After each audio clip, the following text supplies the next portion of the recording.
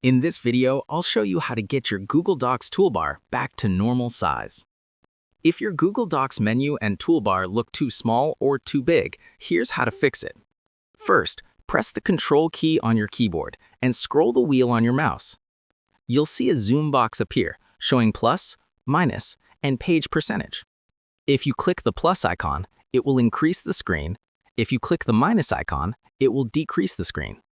To reset your toolbar to the normal size, simply click Reset. If that doesn't work, click on the three-dot menu of your browser. You'll see the same zoom box appear. If you click the plus icon, it will increase the screen. If you click the minus icon, it will decrease the screen. Click Reset, and your Google Docs toolbar will return to normal size.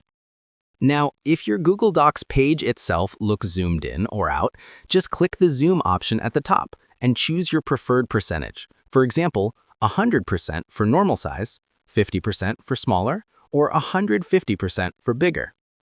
That's it. You can now easily adjust both your Google Docs toolbar and page size.